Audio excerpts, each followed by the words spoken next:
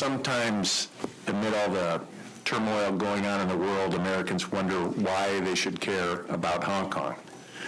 Why should they care about what the Chinese Communist Party does thousands of miles away? Why should we worry when the CCP imprisons its critics, silences free speech, and breaks its solemn promise to allow the people of Hong Kong to govern themselves under their own laws? The answer is that the core values of the American people are at stake. When the Chinese Communist Party breaks its word to respect the freedom of Hong Kong through one country, two systems, it's breaking its word to the entire world. The national security law that it pushed through criminalized dissent about Beijing's claims to Hong Kong and even placed bounties on American citizens for their advocacy for Hong Kong. It has made clear that the CCP law applies to everyone, everywhere in the world. These actions set up a stark contrast over the nature of society. Does authority derive from the consent of a free people? Or does it derive from the abstractions of men like Karl Marx or Mao Zedong? There's no First Amendment in China, no right to free speech, and no elections. Our select committee was founded on the belief that freedom will be the victor, and that there are God-given rights that our government must respect. The Chinese Communist Party believes there are no rights endowed by our Creator, only subjects. In fact, Article 54 of the CCP's Constitution declares that citizens shall have the obligation to safeguard the security, honor, and interests of the motherland. They must not behave in any way that endangers the motherland's security, honor, or interests. Article 50 of the CCP's Constitution then proclaims their law is global.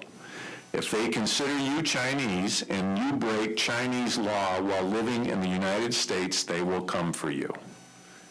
Even if you're an American citizen, like Joey Su, who is with us today. Joey was born in North Carolina and currently resides in the United States, but that makes no difference to the Chinese Communist Party. The Hong Kong police have placed a bounty of $128,000 on her head. At a time when 600 million people in China survive on less than $140 a month, the CCP chose to spend almost 1,000 times that to silence a brave 25-year-old American who challenged their rule. In 2019, Frances Hui, who also joins us today, committed an unforgivable sin in the eyes of Beijing. She challenged their ownership over her city, her people, and her soul. She uttered the words, "I am from Hong Kong, not China." Those words were uttered not from Hong Kong or China, but from Boston, Massachusetts, where Frances was then a junior at Emerson College. They appeared in Emerson's student newspaper in a land protected by the American Constitution.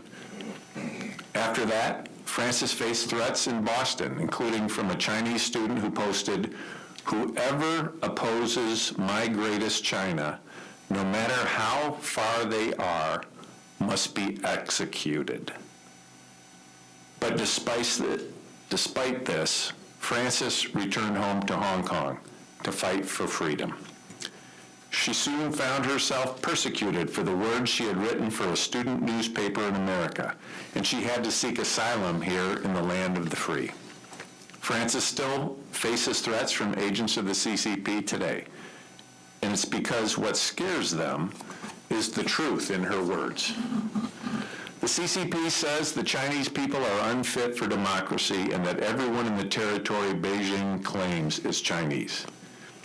Frances's crime was to point out that she and millions like her did not consider themselves Chinese, but rather Hong Kongers.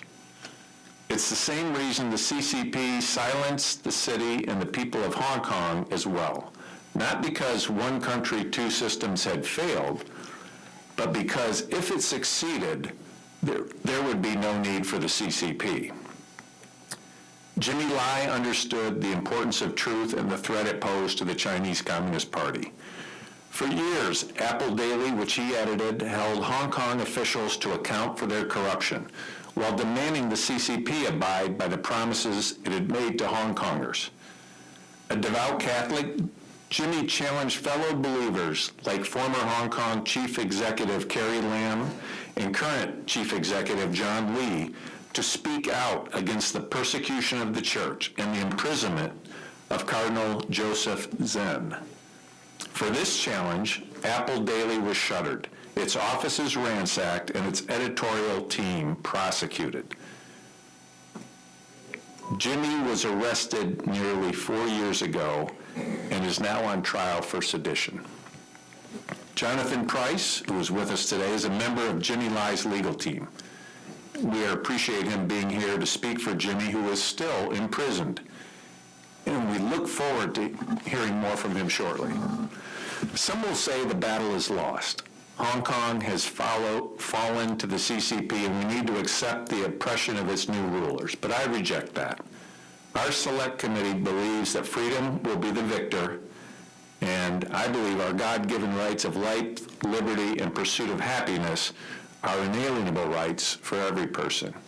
And I want to turn the mic over now to Ranking Member Krishnamurthy. Thank you, Chair Molinar, and thank you to my fellow members, and thank you to our witnesses, and thank you for your bravery in coming here. And Francis, I think that you have spoken with us before, and it's great to see you again as well. Look, I think that at the time of the handover, we were promised one country, two systems. Instead, what we see is one country, one system, one party, one ruler, Xi Jinping. Let there be no mistake that one man has decided that Hong Kong is no longer going to abide, or the conception of Hong Kong will not abide by what was promised to the rest of the world, including the British, during the handover. Of course, we've heard about the national security law, which you eloquently described, but now they have something called the National Security Law 2.0, NSL 2.0, and it's as buggy as 1.0. 2.0 criminalizes more political activities and severely tightens existing restrictions, including with respect to criticizing the government. They call that sedition. Criticism equals sedition. They say that if you obtain and reveal information that paints the government in a bad light, that is somehow state secrets. And working with foreigners and foreign organizations is called external interference. These are Orwellian descriptions of words that we know mean very different things than how they've defined them. So, as you have rightfully said, Congress should take action. Congress should take action.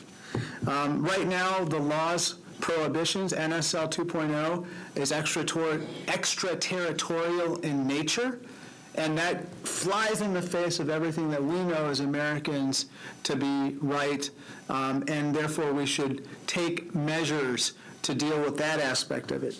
The law undermines internationally accepted norms for individual rights, not to mention a host of other agreements, including Hong Kong's obligations under the Sino-British Joint Declaration and the International Covenant on Civil and Political Rights. In addition, by criminalizing many types of interactions with foreign organizations, the law jeopardizes Hong Kong's role as an open international city. And quite frankly, one of the most chilling stories somebody told me was that they recently visited China, and as usual, when they were sitting down with their interlocutors in China, everything was very scripted. People feel monitored, and kind of the basic liberties and freedoms that people had once been promised no longer exist. So that is why we're here. That's why we're here to highlight the plight of Hong Kong and to hear your stories. And again, thank you for coming in today. Well, now I'd like to just have each of you maybe share an opening statement, but I spoke a little bit about you in my remarks, but I just want to thank you for being here, and we really want to hear directly from you.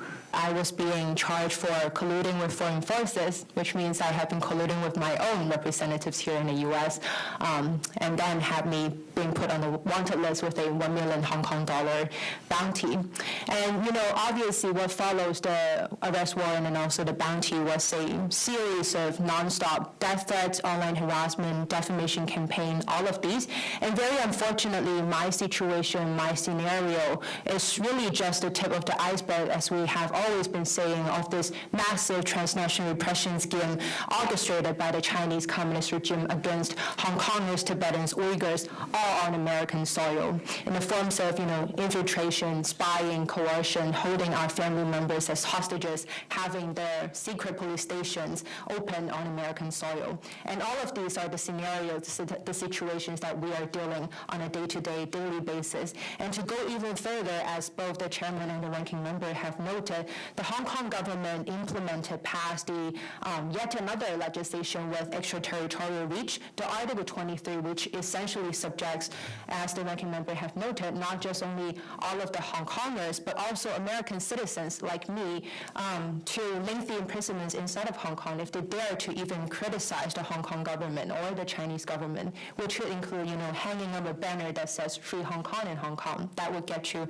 10 years to lifetime in prison in Hong Kong under this new Article 23. And again, unfortunately, coming back to the U.S., that did not guarantee me safety. The U.S. as my country, as a leader in the democracy world, is not doing enough to protect me as an American citizen, to protect other American citizens inside of Hong Kong, outside of Hong Kong, other Hong Kongers, other diaspora members who are currently residing in the U.S., who have fought on the very, very front lines against the CCP's encroachment of our freedom and democracy. We're not doing enough to protect them. Last week, the Hong Kong Economic and Trade Office in the UK, the HAETO, was being found by the UK government that they had paid 3 British nationals to spy on the Hong Kong diaspora right there. They have been, obviously following the Hong Kong diaspora organizers. They have even forced entry into prominent activists located in London in the UK. And quoting what the UK government said, it says that these 3 British nationals have been charged with assisting a foreign intelligence service by agreeing to undertake information gathering, surveillance, and acts of deception. It cannot be more apparent that these Hong Kong economic and trade offices, they are so much more than just an institution by the Hong Kong government to promote purely trade, business, and economy. They are very, very apparent at this point that they are the extended branches of the CCP that does so much more than that. They are the arms of the propaganda machine. They are the overseas police stations of the Hong Kong government that surveils and spies on Hong Kong activists and American citizens here on American soil. They are an intelligence institution that fuels the transnational repression against our community overall. And the question is, right now we have 3 Hong Kong economic and trade offices across the U.S. in Washington, D.C., in New York, and San Francisco. And the question is, why are we still allowing them to operate on American soil? Why are we allowing them to collect intelligence, act as an intelligence institution for the Chinese Communist government, to spy on Hong Kong activists here seeking a safe haven in the U.S., and on me, myself, as an American citizen? Why are we not closing them down? This committee, especially our chairperson and also our ranking member, I'm sure you have heard so many testimonies from Tibetan activists and Uyghur activists who have very in detail documented their experience of facing transnational repression, having their family members back in East Turkestan, back in Tibet, being held hostages, and under police monitoring and pressure, their family members as hostages have to give them a call, encourage them, discourage them from continue advocating for their very deserved democratic rights here in America. And very unfortunately, if our country, if the U.S., this Congress, this administration does not take concrete actions right now to stop the TNR orchestrated by the CCP and the Hong Kong government against us, it will very soon be my family members back home in Hong Kong being held hostage, forced to give me a call to ask me, an American citizen, to stop my advocacy here back home. Kong. That will happen very soon if we do not do anything to address the situation. I'm sure Francis and Jonathan will talk more also on the legislative actions and actions that should be taken by the administration, the State Department. But I just want to highlight two things very quickly. First of all, the HAUTOs that we have mentioned, they need to be shut down immediately in the U.S. All three of them in Washington, D.C., New York, San Francisco, they must be closed down. And then secondly, the Transnational Repression Policy Act, which we have right now, one in the Senate and then also one in the Congress. In the Transnational Repression Policy Act, there are several provisions which can actually be adopted by the State Department right now without the legislation even passing the Congress. So why are we not doing them? We need to establish the transnational repression as a key foreign priority. We need to urge the Interpol to stop cooperating with these authoritarian countries to ensure that the Interpol system will not be used against human rights defenders like us. We need to make sure that the Secretary of State, the State Department, will be working with other government agencies, including the FBI, the Homeland Security Department, to produce reports and concrete policy actions, actionable items to ensure the safety of our diaspora community here in the U.S. And last but not least, I have always said before all the congressional offices that I talk to and other stakeholders that safety and stability are the basis of what will allow Hong Kongers to continue educating this world, telling our story of how Hong Kongers have been on the front lines fighting against the CCP's lies and stories and expansion of communism, authoritarianism. Besides addressing TNR and then giving us that safety, it is so important that we also work on providing that stability for Hong Kongers here in the U.S. And that needs to begin with giving them a multi-entry, multi-year visa, which is also stated in Senator Ben Cardin's Human Rights Defenders Protection Act, so that they could come here in the U.S. to advocate for Hong Kong, to amplify our stories, and then before they had to go home under a safe condition. So I will end there, and thanks again for the committee for organizing this and having this. I will continue to my advocacy as a policy advocate and a community organizer. As many of you know, freedom in Hong Kong has deteriorated drastically in the past 5 years under the CCP's rule. As we speak, there are more than 1,800 political prisoners in Hong Kong. Among them, the oldest is 76-year-old Jimmy Lai, and the Hong Kong 47, a portion of whom are expecting verdict to come next week. Earlier this year, as ranking member have just mentioned, the Hong Kong government at the behest of Beijing passed Article 25 legislation, which some of us call the NSL 2.0, that expands the definition and extends sentences for national security crimes, making everyone around the world basically unsafe to criticize the Chinese and Hong Kong government, and basically engaging in any activities that they deem threatening China's national security. This move has been strongly criticized by the business community and civil society, as well as democratic allies around the world. Yet the U.S. State Department has only didn't offer more than deep concerns over the development. Imposing anonymous visa restrictions on Hong Kong officials is not enough. To facilitate the discussion today, I would like to offer 3 directions for a member of the Select Committee here. First, push the administration to impose sanctions on those responsible for implementing, enforcing, prosecuting, and ruling on national security law. Since 2021, no sanctions has been imposed despite intensifying repression and the severe deterioration of autonomy in Hong Kong. Although the U.S. has announced some visa restrictions, the impact is much less than a full U.S. sanctions, and it sends a message that the U.S. is stepping down from its previous strategy of holding these individuals accountable. We ask members of this committee to support and pass the H.R. 6153, the sanction legislation introduced in both the House and Senate last year, which listed a cross-section of 49 individuals who have manipulated this legal system in Hong Kong to crack down on pro-democracy protesters and advocates. It will require a determination by the State Department whether these individuals should be sanctioned under the Hong Hong Kong Human Rights and Democracy Act and the Hong Kong Autonomy Act. In the past month, we have worked with other groups in the Hong Kong Coalition to submit a list to the State Department which correspond to the list on the Sanction Act. And I'm happy to discuss more in depth of each case privately with you all if there's chance.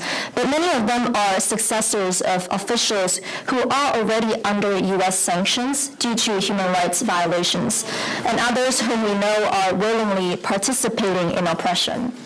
We believe that imposing U.S. sanction on these people is not only a punitive measure, but one that can have deterrence effect if it is combined with effective diplomacy. Second, the House should pass H.R. 1103, the Hong Kong Economic and Trade Office's Certification Act, which would revoke the privileges and immunities granted to HKETOs and force them to be shut down unless autonomy is restored to Hong Kong. The Hong Kong government, as Joey just mentioned, has 3 HKETO locations in the U.S., including one here in Washington, D.C. Behind me is what looked like just another townhouse in the center of DuPont Circle. It is an outpost of the Hong Kong government to spy on overseas activists and influence American policies on China. Within the past month, German and British authorities combined have arrested 4 people who have been working for the local HKETOs on charges of espionage and surveillance. Since Hong Kong is no longer autonomous from China, the CCP should not have 2 diplomatic representations in the U.S. The HKETO Certification Act was introduced in both the Senate and the House with bipartisan support and passed both Foreign Affairs Committee last year. HFAC actually passed it with a vote of 39-0 almost 6 months ago. We haven't received an explanation about why the bill hasn't been put on the floor. And so we want to ask your committee to weigh in with your leadership to ensure there is a vote as soon as possible. Relating to the HKETO, we're also supporting another bill, the HR 8125, to rename the street in front of the HKETO in D.C. as Jimmy Lai Way. We request that member of the committee also co-sponsor this legislation to remind people here and the CCP officials every day of Hong Kong's ongoing crackdown on advocates of freedom of expression and democracy. In the interest of time, I will submit other recommendations in writing if there's any way to do that.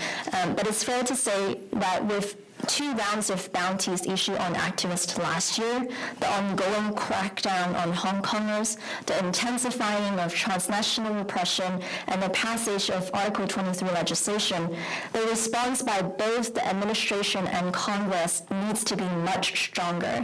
We have to do more, and we need your help. Thank you, and we would welcome your written comments as well. So thank you very much. And Jonathan Price. Thank you very much, Chairman. I'd like to echo your words of encouragement and awe, really, for the 2 women who sit beside me, for Frances and Joey. I am fortunate in that I don't have direct experience of this repression. I mean, I shouldn't be here. My client, Jimmy Lai, newspaperman, religious advocate for peace, shouldn't need an international human rights lawyer. By the terms of the signing of the British Declaration, as you've pointed out, Chairman, Hong Kong is supposed to be operating now under the principle of 1 country, 2 systems.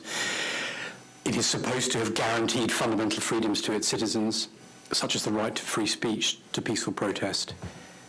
Those should have been preserved from handover in 1997 until 2047. That hasn't happened. That's why we're all here. China and the Hong Kong government, which is now essentially a puppet government approved by Beijing, have treated the declaration as a non-binding set of aspirations rather than an international treaty capable of giving rise to proper legal obligations, which is how it was characterized when it was signed. Indeed, in 2017, the Chinese foreign minister described it as a historic document without any practical remaining significance. So I'm afraid that ship has sailed. But it's not just a matter of interest to international legal scholars. Hong Kongers have paid a heavy price for this. They continue to do so. They have lost those freedoms.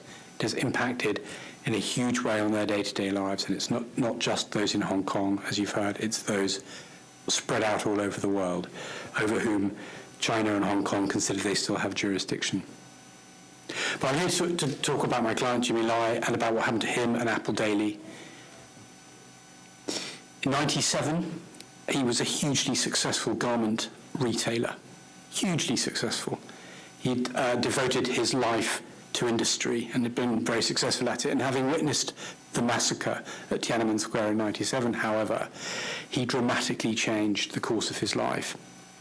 He, with no experience in the media, chucked in the garment trade and opened a newspaper. As he told the New Yorker back in 2020, shortly after his first arrest, "Information is freedom," he said, "and I wanted to be in the business of delivering freedom." So he opened a newspaper. What else would you do? And his newspaper, Apple Daily, soon became the most successful Chinese language paper in the region. It's hard to overstate how enormous Apple Daily was at its zenith in terms of influence. And it was an early adopter of the internet too. But in 2019, the national security law was introduced to quell the peaceful pro-democracy protests that were then ongoing in the city. The national security law was roundly condemned at the time by governments, international organizations, the US, the UN, the UK, the EU. They all saw what was coming. They looked at the terms of the national security law and they criticized it as a tool of repression. They said it's so vague that it criminalizes any sort of anti-government speech. And lo and behold, because Apple Daily, the newspaper founded by Jimmy Lai, had vowed to hold people accountable to speak truth to power and occasionally, yes, to criticize the government and to seek a more democratic and free future for Hong Kong, in 2020, Jimmy Lai was arrested under the national security law very shortly after it came into force, charged with various offences. And he's been in prison since December 2020. Serving various sentences for offences such as participating in a march alongside 2 million other people, a quarter of Hong Kong's population, for lighting a candle at a vigil to remember the massacre at Tiananmen Square. He served 13 months for that. But now he faces the biggest judicial challenge. He faces a trial under the national security law. He's got 3 charges. One is sedition. The two others are national security charges. And his trial started in December last year after a year's delay. He has been on trial now for 6 months. And in that period, the prosecution have, as carefully as they can, and in the highest and most colourful possible terms, laid out their case against him, and they have put up witnesses, they have put up evidence, they have had access to all of his devices and his servers because they raided his office. They paid no heed to journalistic privilege, or legal privilege for that matter. They have everything he communicated, and they have failed to make a case against him. They will close their evidence in the coming weeks, and the sum total of what he is demonstrated to have done is conspiracy to commit journalism, to collude with international politicians to discuss international politics. In 2021, Apple Daily closed. The voice was silenced. That vibrant, that loud, that cocky, that sometimes subversive voice snuffed out because the company that owned it, that Jimmy Lai owned, was put into administration by the Hong Kong government. And that company had several US citizens on its board, and that's a theme to which I'll return.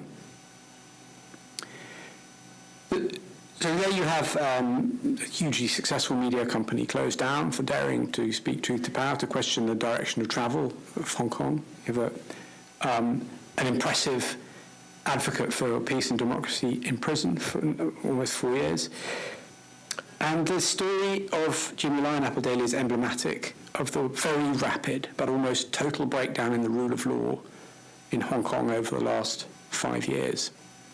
From a thriving free market economy with an international outlook to the kind of jurisdiction where you can be arrested for liking a social media post, as people have.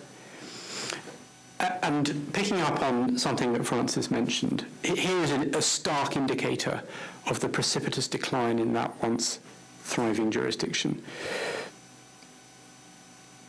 According to the Hong Kong Democracy Council, as of June 2019, there were 26 political prisoners in Hong Kong. 26.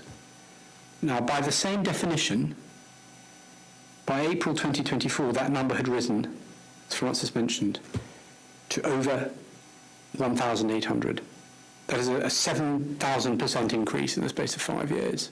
And that something must be going on in a jurisdiction where that happens. This per capita is ahead of Iran, Russia, Venezuela, and Nicaragua. It's on a par with Myanmar, Belarus, and Cuba. That's where Hong Kong now sits in the global scale of repression. Quite a lot has been written about how this happened, and much, much more will be written by historians, I have no doubt, but that's not what the focus of this roundtable is, I accept. It's a forward-looking discussion. How should the US respond? How should policy be shaped to confront what has happened? And it's important to understand that because this has happened so rapidly, despite Hong Kong's dramatic slide into authoritarianism, the US and Hong Kong retain surprisingly strong business and finance ties that you would not expect of a country in the same category as Belarus, Myanmar, and certainly not Cuba. And there are a couple of points that I want to leave you with to think about. In addition to what Francis and Jerry have brought up, from our point of view, according to State Department figures, in 2022, approximately 1,258 US companies were based in Hong Kong. It's quite a sizable number, and some of them very large. And the US remains one of the largest sources of foreign direct investment stock in Hong Kong. That's one thing, and I'll return to that shortly. And the other is this.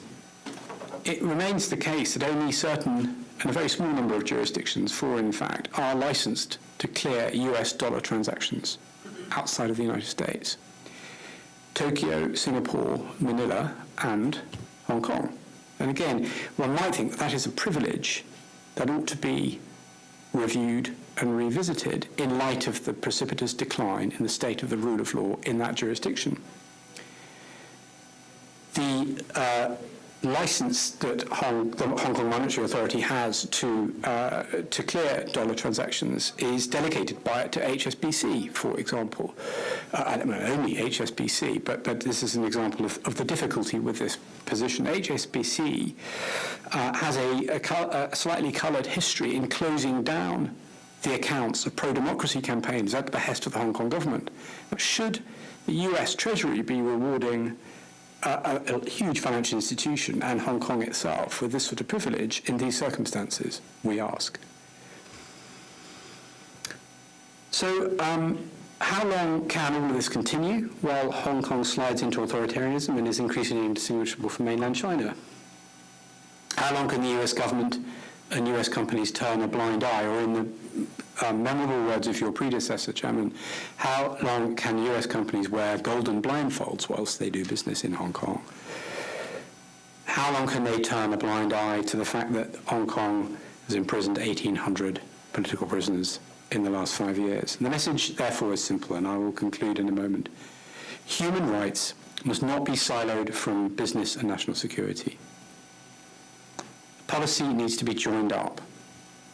The US should examine the status of Hong Kong as a jurisdiction where dollars can be cleared. Should not be happening in a place where activists are routinely imprisoned.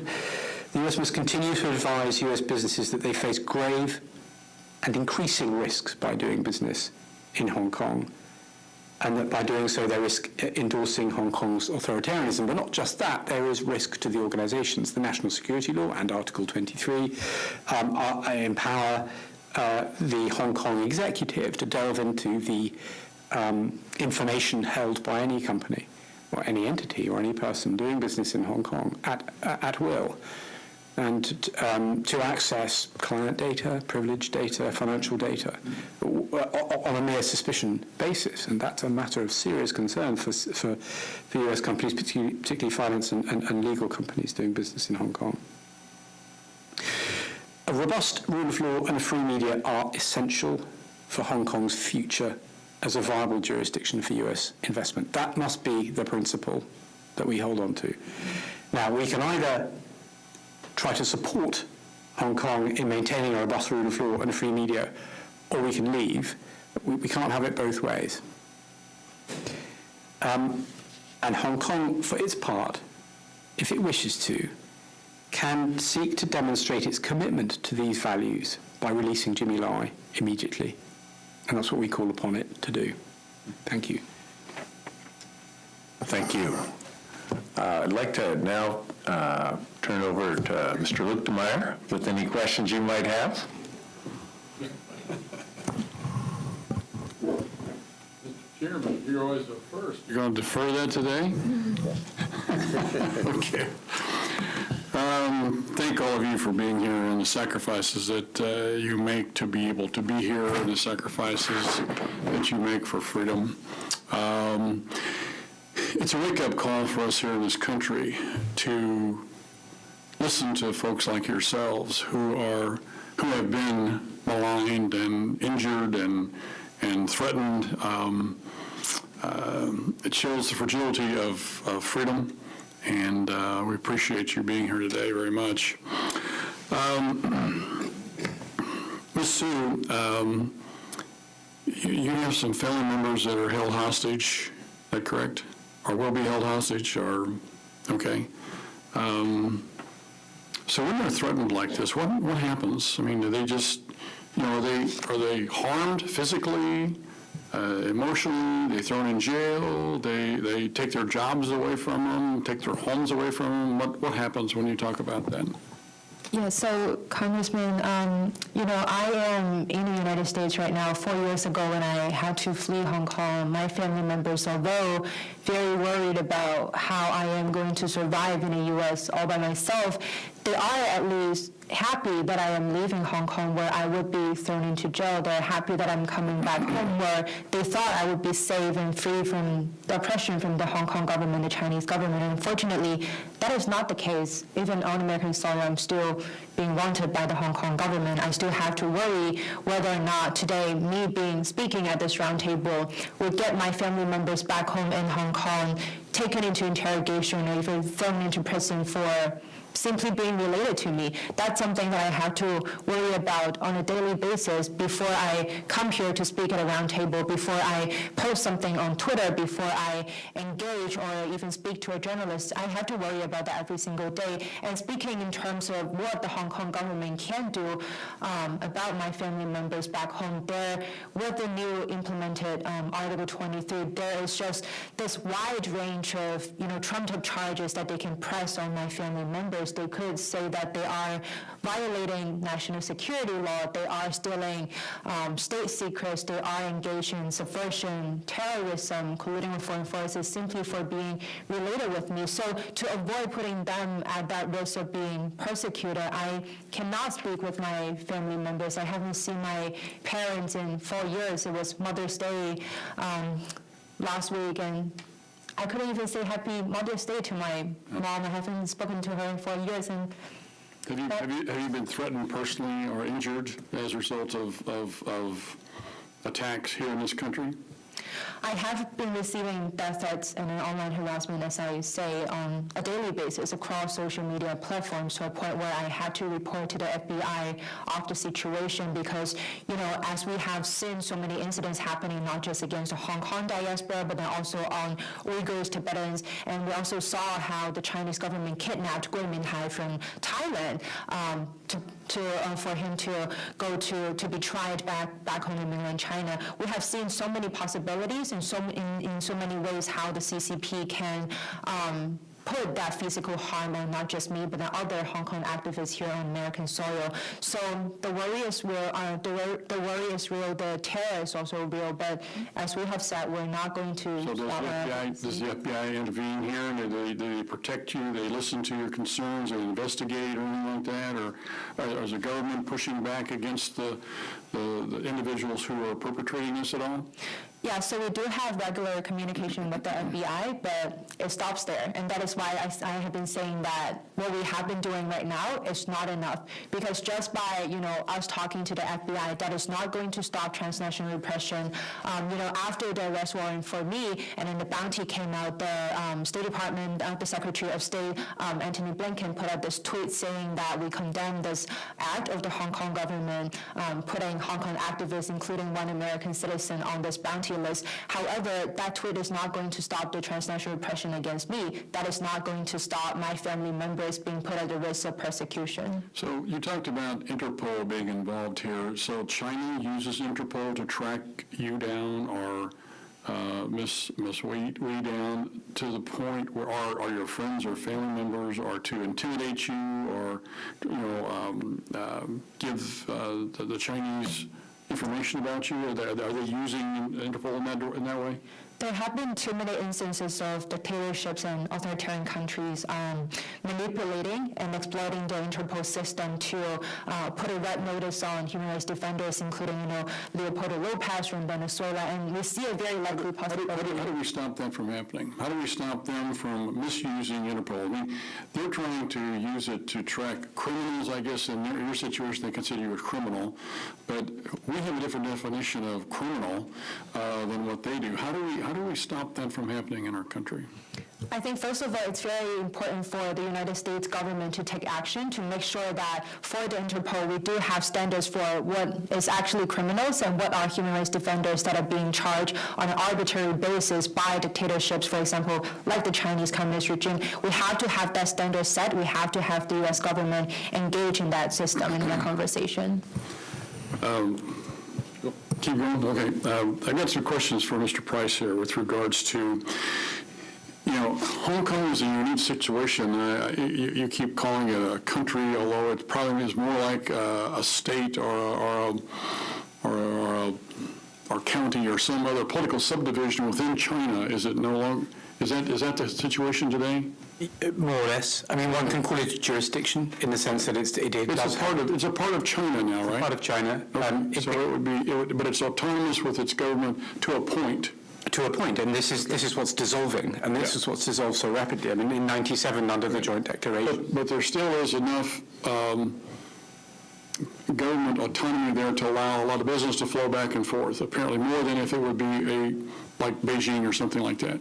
Well, I mean, there's no material distinction any longer.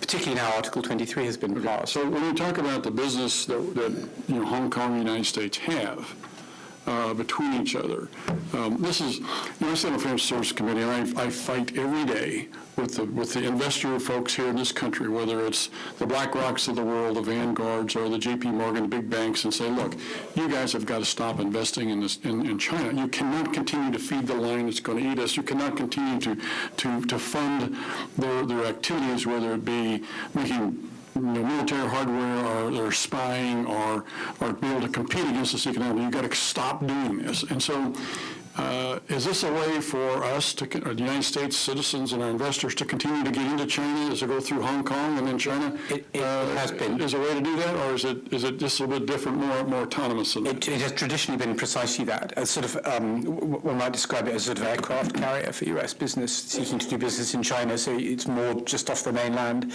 And it has had traditionally certain distinctions. It has a distinct customs regime, for example, and it has its own monetary authority, as I mentioned.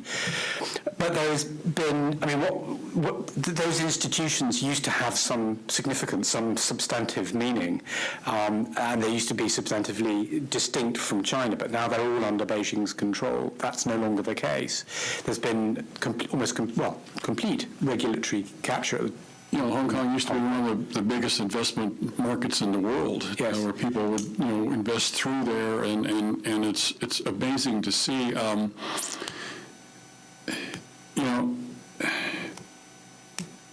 So you're talking about, the increased risks, and I think we as a committee need to continue to investigate the amount of investment that goes into Hong Kong from our markets, the listing of companies that are there in Hong Kong on our markets. We've talked about this at length before, but I think there's like 260-some companies still listed on our markets today. And I've got a bill that goes out there and makes them, have to be audited every year instead of every 2 years. And I think we need to continue to investigate, I think, that side of it, so we can kind of curtail that activity and keep our money from going there and help them to be able to oppress their people and build their military and economic engines against us.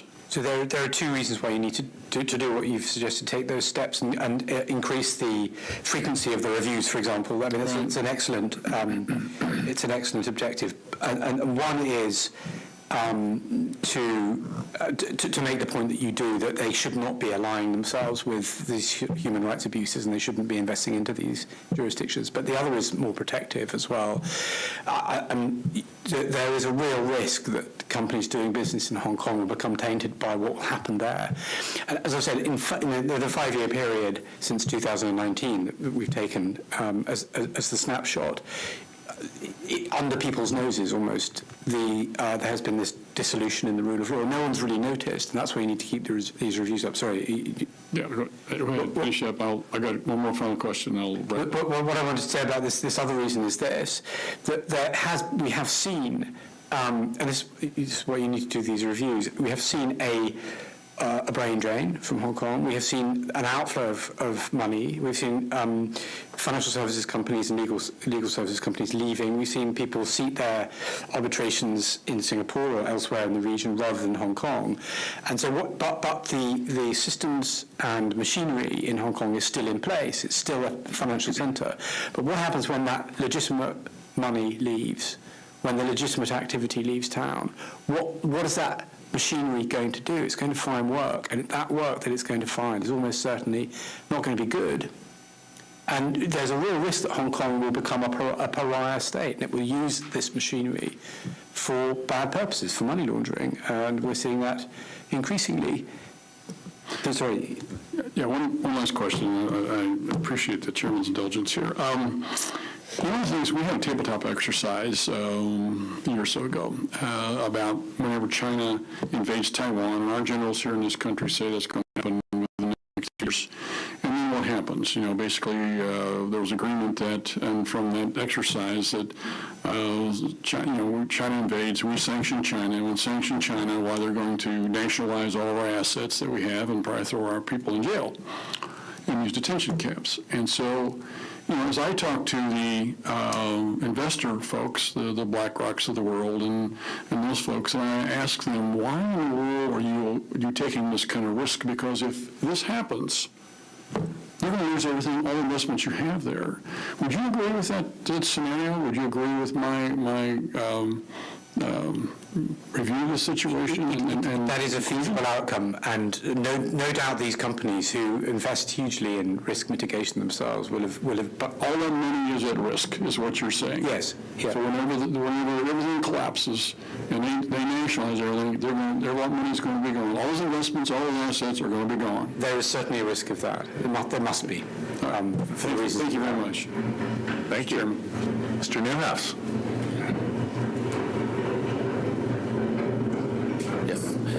Thank you, Mr. Chairman. Thanks for bringing this meeting together, and thanks, Mr. Luchtemeier, for your probing questions. Interesting. Appreciate all you guys being here, and probably don't appreciate to the extent the risk you're taking for being here. So thank you for that. I had the privilege of going to Hong Kong in the early 1980s and saw it as the vibrant economic city that it was. It was just an exciting place to be in. I haven't been back recently, but from what I understand, it's not anywhere close to that any longer, which is truly a shame. That was I guess, an anticipated outcome of turning it back over to China, but treaties are treaties, and that's was honored. It has become clearer since then that the terms of the one country, two systems agreement is no longer being honored by China, which is unfortunate for the people that live there, the families of the people that are related to the people that live there. So I guess my curiosity is probably along the lines of what is it the United States can do pragmatically or realistically.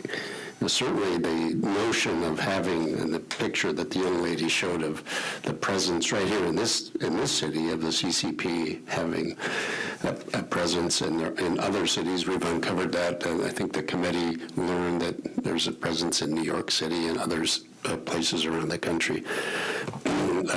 Police agencies that are doing exactly what you said, Ms. Sue, monitoring a potential, I guess, what they see as adversaries to the CCP.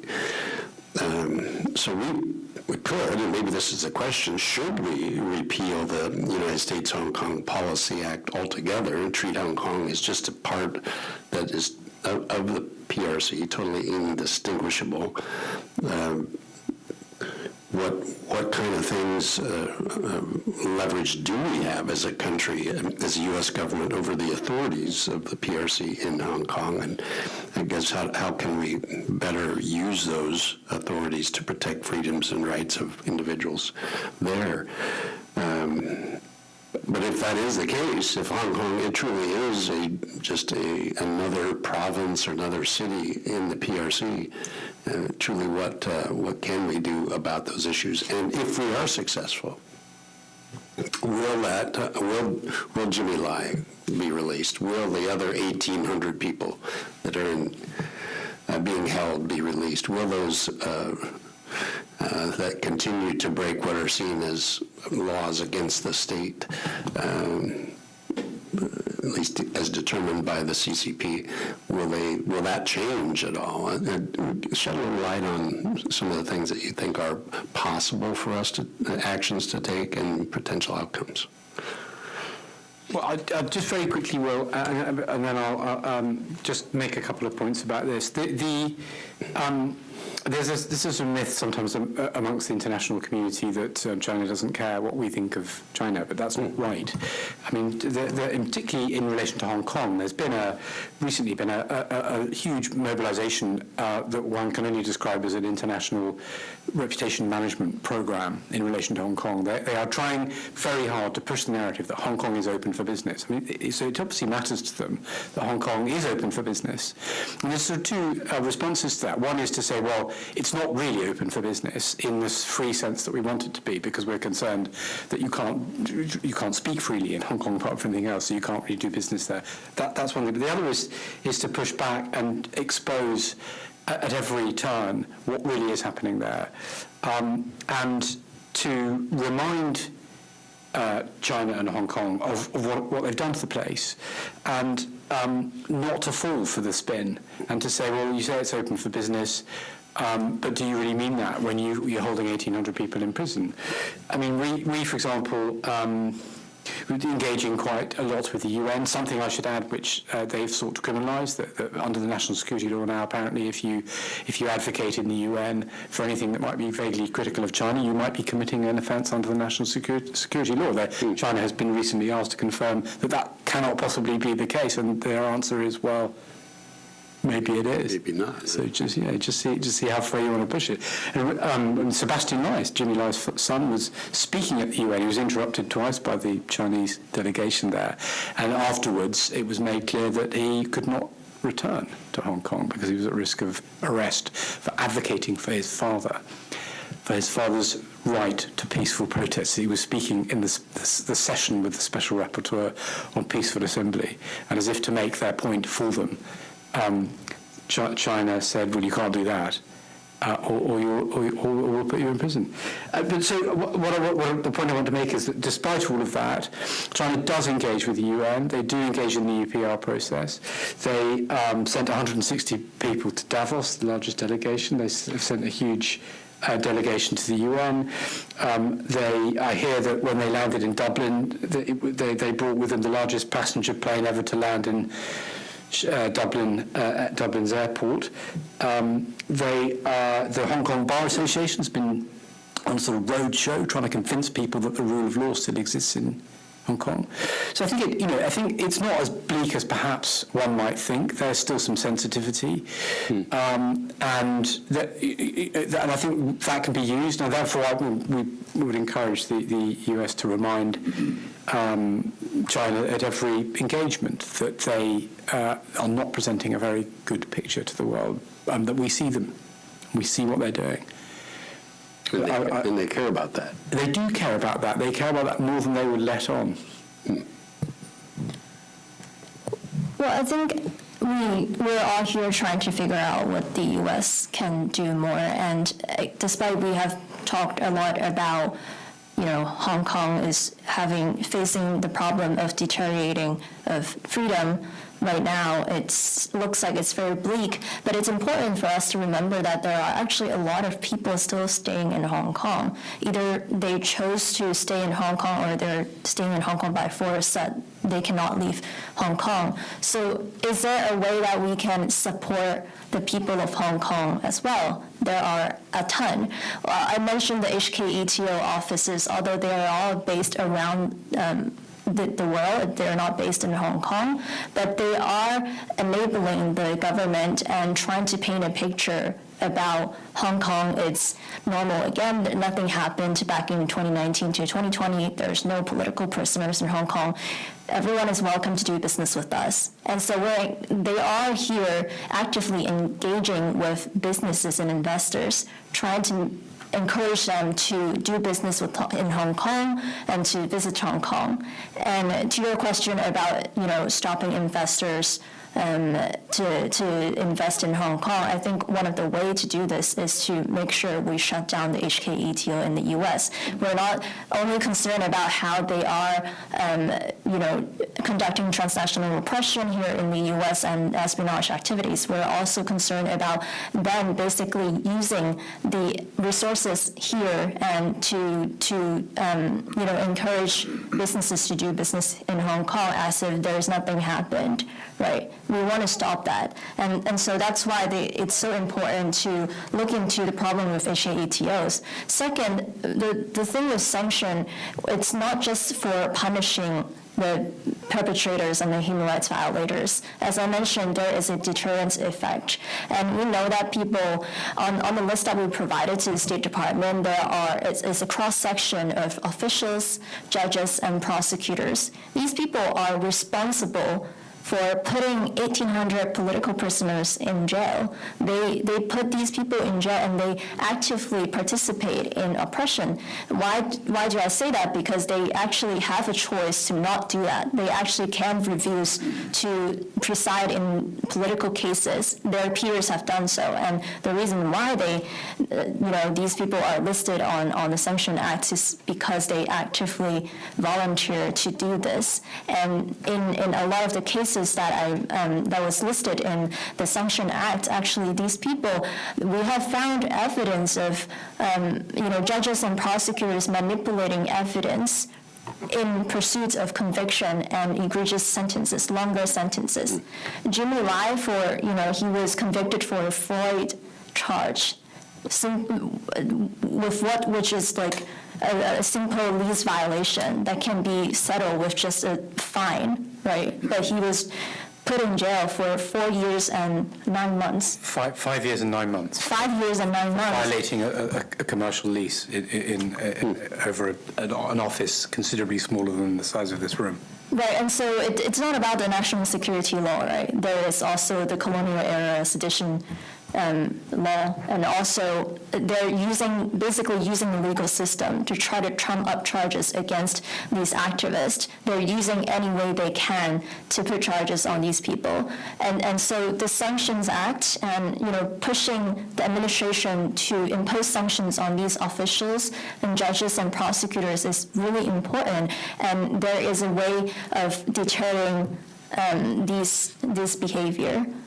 Do you think you mentioned that they're trying to say that we're open for business, please come and invest. Is that message according to Mr. Luchtmeyer, we still have a lot of U.S. companies doing business there. What about like French companies or other European countries or others around the world? Is that message getting through? Are people coming and taking advantage of Hong Kong being open for business? It is. Actually, the Asia ETO is working really closely with other departments in the Hong Kong government. And the Hong Kong government, the Hong Kong Tourism Board, every year they produce promotional videos welcoming businesses all around the world to come and do business in Hong Kong. And in the video, there are AmCham, presidents of business chamber, of people like from France and from Germany, EU, and our own AmCham president in Hong Kong are also featured in the video.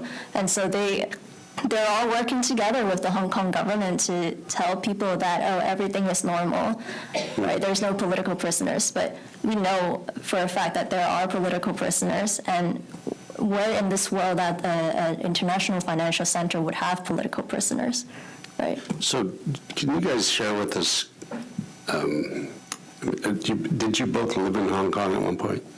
We're both born and raised in Hong Kong. What's it like today living there? The media there, I'm sure, comes out of Beijing or somewhere in the mainland, or at least some of it. Do people, tell us how people discern the media from the mainland versus maybe other sources within Hong Kong or other parts of the world, and also. With communications such as they are, they see what other countries are experiencing. They remember, a lot of people remember what it used to be prior to 1997, I'm sure. Tell us what the feeling is like amongst the Hong Kongers. Congressman, I was born in North Carolina, but then I grew up in Hong Kong and moved back when I was 6 years old. And growing up every year around June 4th, the next day we will see this front page on almost every single newspaper inside of Hong Kong showing pictures of the candlelight vigil that we hold on an annual basis at Victoria's Park in Hong Kong, commemorating those who have passed away back in 1999 during the Tiananmen massacre. However, now we see that those newspapers who were publishing these reports on June 4th, candlelight vigils, Apple Daily, Stand News, all of these have been shut down inside of Hong Kong after the national security law came into place. Back in Hong Kong, back when the days when I was still attending, elementary school, middle school, high school, even for the relatively more pro-China, pro-Beijing news media, TVB and then the others, even for those relatively pro-Beijing media enterprises, they will still have the guts to talk about June 4th, about U.S. politics, about everything that the Chinese Communist Party have been doing. But now it is impossible to see them inside of Hong Kong. And it is not just about the local media in Hong Kong that is being censored, shut down, the pro-democracy papers that are being forced to, cease operations. But that increasingly over the past few years, we have been seeing how, the Foreign Correspondents Club in Hong Kong being forced to censor themselves, to cancel events about freedom of speech, freedom of expression inside of Hong Kong. We have seen, foreign journalists denied a visa to enter Hong Kong or to continue, reporting from inside of Hong Kong. We see, international media outlets having to lay off their Hong Kong staff for the fear of their staff being persecuted under the national security law, and obviously the new Article 23 simply for reporting on news on political issues happening in Hong Kong or the trials happening in Hong Kong. And very quickly, Congressman, I also want to go back to your question on what exactly the U.S. government can do. Last year, the Hong Kong diaspora here in the U.S. launched this campaign to have the U.S. government ban the Chief Executive John Lee from entering the U.S., attending the APEC summit. Very immediately after that campaign was being launched by the diaspora, the Hong Kong government announced this, new budget to, for the government to do promotions, propaganda, to tell the good Hong Kong story. And that shows that they do care. They care a lot about what the world, what the international community thinks about Hong Kong. And that is why I strongly echo what Jonathan have been saying. We must seize every single opportunity we have from roundtables like this to other, State Department speaking out about political prisoners in Hong Kong. We must talk about Hong Kong continuously, ongoing, business environment, political prisoners. We must keep talking about that. And in terms of business, there have been efforts from the community, trying to engage with the business, but whenever they hear the words human rights activists, they run faster than, Travis Kelce trying to catch a touchdown ball. So I think this is where, the Congress and then the State Department can come into place. They are willing to talk to the Congress. They are willing to talk to the Select Committee. They're happy to talk with the State Department. And this is where we need the U.S. government to take actions on educating these businesses who are still operating inside of Hong Kong of the risk of them potentially violating the national security law or potentially having to submit their business secrets, their confidential information to the Hong Kong government, because now we have the Article 23, which expanded the definitions of, national secret to cover essentially, the definitions of state secret to cover essentially everything. Corporation registration, how many staff you have, what are their salaries, what they have been doing, communicating with those who are back home in America. All of these things, the Hong Kong government now have the authority to have them submit to the government under Article 23. And I think this is where really the Congress and the State Department can come into place on educating these businesses of these increasing risks. So, Mr. Chairman, just one more quickly to clarify.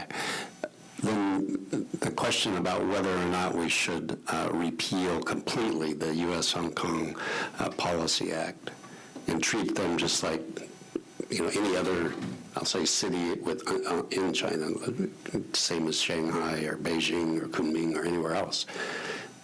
If we did that, then would we work against that small amount of autonomy that still exists and maybe close the door on any progress we might make that you're suggesting we should continue the pressure on? Would that be a mistake to remove that act? Congressman, I do think that would be the last resort. I think, before we think about repelling the Hong Kong policy, I do think there's still so many more other solutions which the U.S. government can take, including shutting down Hong Kong economic and trade offices, including, encouraging U.S. businesses to retreat from Hong Kong, or other many resolutions that all the three of us here have talked about. Personally, I do think imposing targeted sanctions on individuals and targeted corporations that have been complicit in human rights violations and advocating or involved in a direct implementation of national security law and Article 23. I think it's important to impose targeted sanctions on them. However, I do think that repelling the Hong Kong Policy Act would almost equal to a blanket sanction on Hong Kong as a city itself. So I do think that potentially if all of these efforts that we could take are not working, I do think that could be the last resort, the last possibility. But at this moment, I think there's still so many other things that the U.S. government, the Congress, the administration can consider before thinking about that. Yeah, thank you, Mr. Chairman. Well, first of all, I just want to thank the two of you for your courage, for your insights, wisdom, being willing to be here with us today and share your story and just the impact that this has had on your lives, and giving us ideas on how we can hopefully make things better. And I'm very grateful for that. And I want to ask all of you just, some of the ideas that you've suggested we can follow up on, and I think they're very helpful. One question I had, and Mr. Price, you had mentioned, the idea of Jimmy Lai being released, and what impact would that have? I mean, obviously for him, for his family,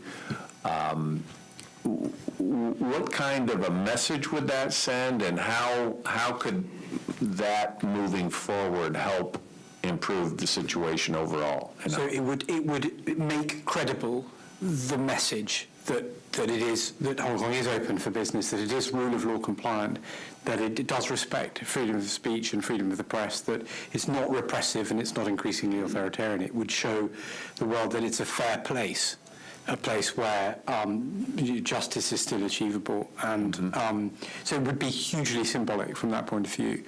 And there's no doubt that Hong Kong has changed, and the possibility of it returning in exactly to exactly how it was previously is fairly slim. But there's been only one direction of travel in recent years. And that paints a fairly grim future for Hong Kong, and that is not optimistic. It's not the picture they want to show the world.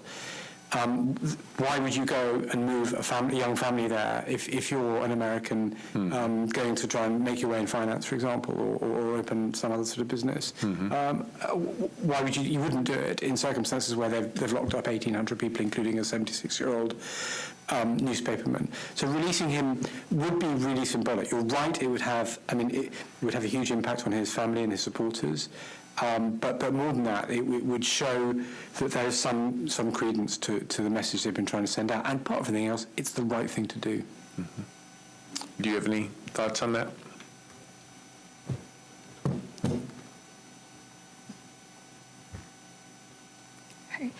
I think it's important that we continue to mention Free Jimmy Lai, mention their name, say their name, and raise their public profile in any diplomatic engagements with the PRC officials and the Hong Kong officials. We know that the HKETO is sponsoring a lot of these. They're helping government officials to come to the U.S. The upcoming trip actually is next week. Paul Chan is going to come to the U.S. to San Francisco, and he's going to say the same thing to promote Hong Kong as a business financial hub, welcoming businesses. And so in those kind of scenarios, when State Department is meeting these officials, they have to mention his name, bring it up to, in any engagements with Xi Jinping or any Chinese officials. And I also just want to add on the point, we're a lot of times we think about Hong Kong right now, like, again, bleak future, and people are leaving. There's a mass exodus happening. But again, there are a lot of people that are still in Hong Kong, and they are also carrying the fight for freedom in a more subtle way. And the way we can support them is to make sure that we are using this space and freedom to speak up for them, right? I like to say that they're not voiceless because they are still trying their best to do something in Hong Kong. And what we're here to do is to make up our promise, to show that we're supporting Hong Kong and we're doing our best to continue to support Hong Kong. And there is a saying in our community that perhaps after the trial of Jimmy Lai, the issue of Hong Kong would be gone. Like, no one is going to pay attention to Hong Kong anymore. And a lot of us are afraid that's the truth. And so we're trying our best to resist that reality. In fact, Hong Kong are still very relevant. In fact, there are a lot of things that we can still do to support the people in Hong Kong and outside of Hong Kong. And the recommendations we have mentioned are ways that we can do that. Thank you. Ms. Su? Yes, Mr. Chairman, I think obviously the symbolic meaning of Jimmy Lai, who is now being framed as this mastermind behind our 2019 pro-democracy movement, or even before 2019, all these pro-democracy advocacies in Hong Kong, obviously if we could, advocate successfully for the release of Jimmy Lai, that would be very, very significant, very, very symbolic. But I do also want to stress that, our advocacy or the U.S. policy towards Hong Kong cannot stop there. After Jimmy Lai, there are still 1,800 political prisoners inside, jails for hanging a banner saying Free Hong Kong, running for elections, and that includes so many of my friends, so many of my classmates when I was in school inside of Hong Kong. So I think it is definitely a stark reminder to the international community of the situation inside of Hong Kong. And back in 1997, when the Sino-British Joint Declaration was signed between the PRC and the UK government, that was not signed in private. That was signed under the witness of the international community, including in the U.S. And the PRC violating the Sino-British Joint Declaration that is a responsibility that all of our countries, including the U.S., especially the U.S. and the U.K., as leaders of democracy, have to, commit to. That is a responsibility, a moral obligation for us to, continue advocating for. So once again, obviously there are policy recommendations that we have laid out here, but we also do want to see, from the committee, from the U.S. administration, the continuous advocacy for Jimmy Lai and then the other 1,800 political prisoners.